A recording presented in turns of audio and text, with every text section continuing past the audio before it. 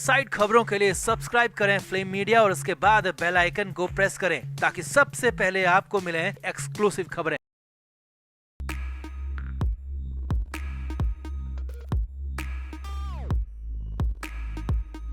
महाराष्ट्र से एक बड़ी खबर आ रही है और ये खबर संजय राउत से जुड़ी है। तो जानकारी के मुताबिक संजय राउत बुरी तरह बौखलाए हुए हैं क्योंकि मातोश्री में जो उनके साथ मारपीट हुई थी, इसकी खबरें मीडिया के जरिए सरेआम हो गई। मारपीट की खबर लीक होते ही संजय राउत का पारा 7वें आसमान पर पहुंच गया और अपने घर के बाहर जमा मीडिया को संजय राउत के स्टाफ ने बुरी तरह डांट कर भगा दिया। इतना ही नहीं, मारपीट के बाद से संजय राउत को किसी ने देखा भी नहीं। इवन खुद राउत के भाई सुनील राउत ने भी इन खबरों से पूरी तरह किनारा कर लिया है। तो क्या मारपीट की खबर लीक होते ही संजय राउत ने खुद को घर में बंद कर लिया है? क्या भाई ने भी इस बुरे वक्त में संजय राउत का साथ छोड़ दिया? अब संजय राउत के घर से जो भी मीडिया सोर्सेज के जरिए खबर आ रही है वो सब आपको दिखाते हैं। आप भी वीडियो को शेयर करें और अपनी राय कमेंट बॉक्स में जरूर दें।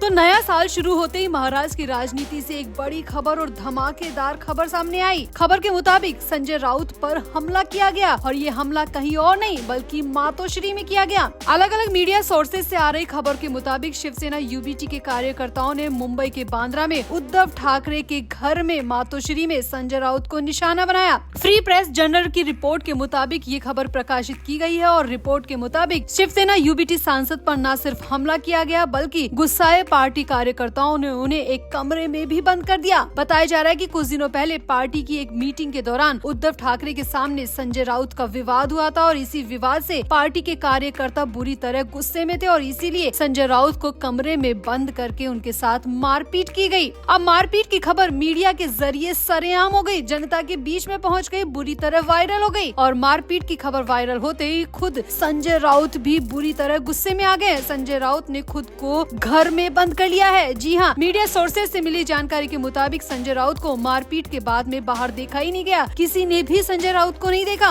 मुंबई में मौजूद मीडिया ने संजय राउत के भाई सुनील राउत से भी संपर्क साधा, लेकिन सुनील राउत ने भी इस पूरे मामले से खुद को बिल्कुल साइडलाइन कर दिया है और उन्होंने किसी भी तरह की जानकारी देने से साफ साफ मना कर दिया है। यानी कि यहाँ पर संजय राउत पर अब चौतरफा मुश्किलें बढ़ गई है। एक तो उद्धव ठाकरे से नोकझोंक, दूसरी तरफ कार्यकर्ताओं द्वारा मार पिटाई और तीसरी तरफ इस बुरे वक्त में भाई ने भी किनारा कर लिया। यानी कि संजय राउत अब बुरी तरीके से घिर गए हैं। अब मारपीट कब हुई, कैसे हुई, आप इस बारे में भी जान लीजिए। तो शिवसेना यूबीटी प्रमुख उद्धव ठाकरे ने हाल ही में मुंबई में पार्टी की स्थिति का आकलन करने के लिए एक मीटिंग आयोजित की गई थी। इस दौरान जमकर हंगामा हुआ। मीडिया रिपोर्ट्स के मुताबिक संजय राउत और पार्टी कार्यकर्ताओं के बीच तीखी नोकझोंक और बहस हुई। इसके बाद जमकर हंगामा हुआ। पार्टी कार्यकर्ताओं ने गुस्से में संजय राउत पर हमला कर दिया। बैठक के दौरान कुछ यूबीटी कार्यकर्ताओं ने आरोप लगाया कि संजय राउत की टिप्पणी और उनके रुख के कारण पार्टी को बहुत नुकसान हुआ है। कार्यकर्ताओं का कहना है कि संजय राउत अनाप शनाप बयानबाजी करते रहते हैं, इसकी वजह से पार्टी की छवि जनता के बीच में खराब हुई है। आरोपों से शिवसेना यूबीटी सांसद नाराज हो गए, उन्होंने पलटवार किया, लेकिन इसके बाद में बहस झगड़े में बदल गई और कथित तौर पर संजय राउत के साथ कई घंटों तक कमरे में बंद कर मारपीट की गई। हालांकि मारपीट की ये खबरें कितनी सही है कितनी गलत है हम ये दावा नहीं कर रहे, लेकिन मीडिया रिपोर्ट्स में जो खबर आ रही है वो यही है कि शिवसेना के यूबीटी सांसद संजय राउत को कमरे में बंद किया गया और कार्यकर्ताओं ने उन पर अटैक कर दिया, मारपीट तक कर दी गई। और अब खबर संजय राउत के घर से भी आ रही है कि इन खबरों के लीक होते ही संजय राउत बुरी तरह नाराज हो गए। अपने घर के बाहर से मीडिया को पूरी तरह हटवा दिया गया। संजय राउत के स्टाफ ने सुबह सुबह जितने भी मीडिया कर्मी मौजूद थे सबको वहाँ से हटा दिया, खदेड़ दिया और सामने आया है कि संजय राउत ने खुद को घर में बंद कर लिया है। वो नए साल में भी ना किसी से मिलने गए और ना ही किसी को अपने घर आने दिया। यानी कि यहाँ पर स्थिति संजय राउत के लिए बहुत बुरी हो गई है। संजय राउत अब कहीं के नहीं रहे। अपनी ही पार्टी में अपने ही कार्यकर्ताओं से पिटने के बाद संजय राउत मुंह छिपाकर बैठ गए हैं और भाई ने भी इस बुरे वक्त में साथ छोड़ दिया है, ऐसा मीडिया रिपोर्ट्स में कहा जा रहा है। तो आपका संजय राउत के इस पूरे ड्रामे पर, पूरे तमाशे पर क्या कहना है? आप भी अपनी राय कमेंट बॉक्स में जरूर दें और वीडियो को भी शेयर करें।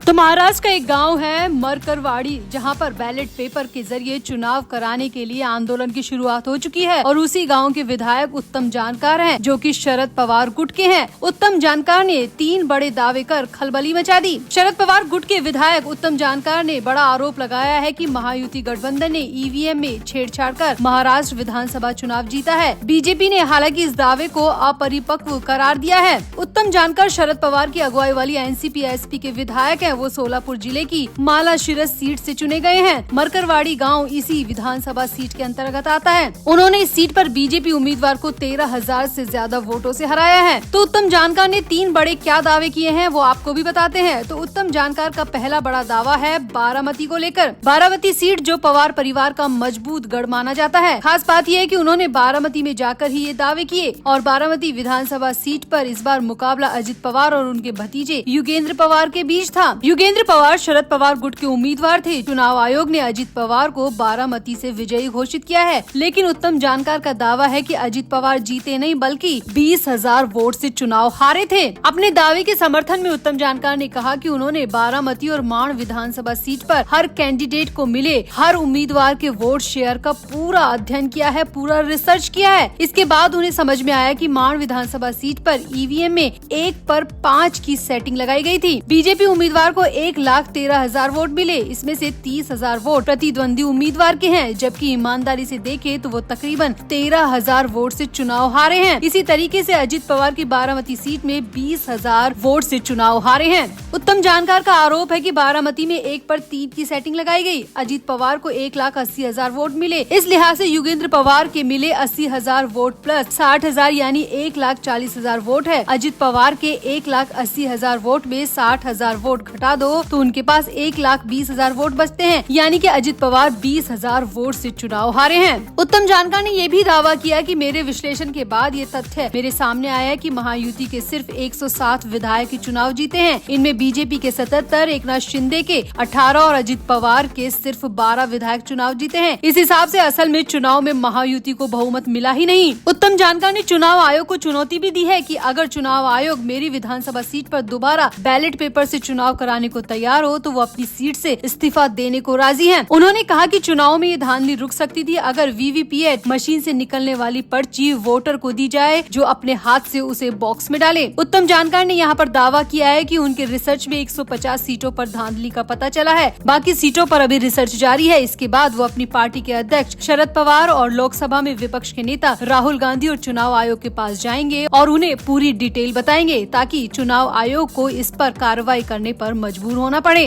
तो कुल मिलाकर शरद पवार गुट के विधायक उत्तम जानकार का बड़ा और गंभीर आरोप है कि बीजेपी ने ईवीएम में बड़ी छेड़छाड़ की है और इसी वजह से अजित पवार चुनाव जीते हैं, जबकि अजित पवार को असल में देखा जाए तो 20,000 वोटों से हार मिली है। अब उत्तम जानकार के इस दावे में, इस आरोप में कितना दम है ये तो पता नहीं, लेकिन उत्तम जानकार के इस पूरे रिसर्च ने खलबली तो मचाई दी है। तो क्या वाकई में चुनाव आयोग को उत्तम जानकार के इस दावे पर जांच करानी चाहिए? क्या वाकई में एक बार फिर से बैलेट पेपर से चुनाव कराना चाहिए? आपको क्या लगता है, क्या वाकई में महाराष्ट्र में धांधली हुई है? ईवीएम छेड़छाड़ पर आपका क्या कहना है? आप भी अपनी राय कमेंट बॉक्स में जरूर दें और वीडियो को भी शेयर करें।